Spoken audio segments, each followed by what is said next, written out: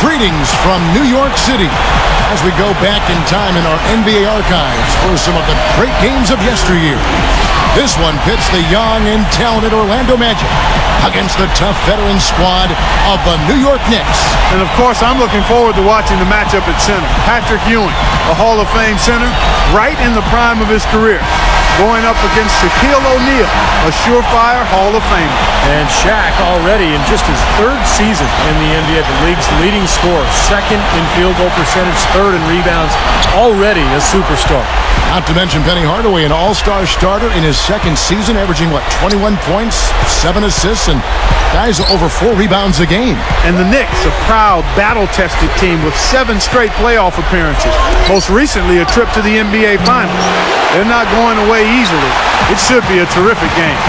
And let's set the floor here for the Knicks. We've got Derek Harper and John Starks at the 1 and 2. Charles Smith and Charles Oakley providing plenty of muscle at the forwards. And the big man in the middle inside, Patrick Ewing. And on the court for the Magic, Shaquille O'Neal is at the center. Horace Grant alongside him at power forward. Penny Hardaway is the big 6'7" point guard. And the wings, Royal and Nick Anderson. You know, Patrick Ewing may never have won the title, guys, but everybody knows he's a winner. I mean, the Knicks only missed the playoffs twice in the 15 years he played there. Here's Hardaway. Here's Royal. A strong defensive rebound by Ewing. Got a piece of it. Stolen by Anderson. Well, he was being overly optimistic there, thinking he could make that pass. And that one's good. And, you know, talking about Patrick Ewing, guys, he came close a couple of times to winning that elusive championship. Lost by 4 points in Game 7 against Houston on the road in the '94 finals. And then in '99, remember, the Knicks were the 8th seed and the first 8th seed ever to make the finals. But Ewing got injured just prior to the series and unfortunately was not able to play a role in that series against San Antonio. And Oakley, 10th all-time in offensive rebounds in NBA history. Definitely a guy you got to put a body on. Hardaway against Harper.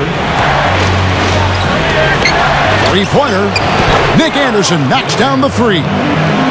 Yeah, you know, when Penny Hardaway came into the league, the comparisons to Magic Johnson were inevitable because of his size and the passing ability at that point guard spot.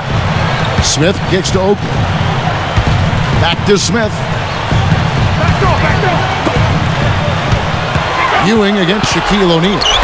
Just 5 to shoot. Right up. Oakley grabs the offensive rebound and puts it up and in. Here's Hardaway. He's guarded by Harper. This is to Anderson. Launches a 3. Nick Anderson on the mark from deep again. Nice start as he's knocked down 3 of his first 4 and has hit the ground at high speed. Shaq against Ewing. Oakley against Grant. Pushes up.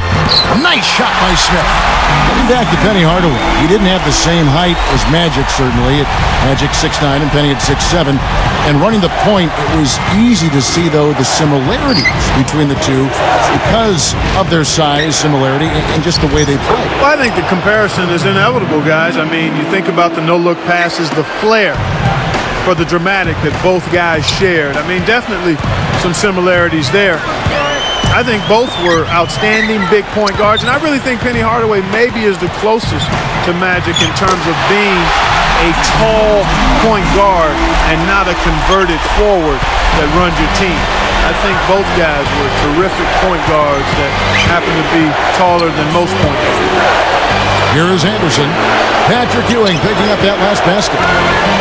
Here's Hardaway, and again, it's the Magic from deep.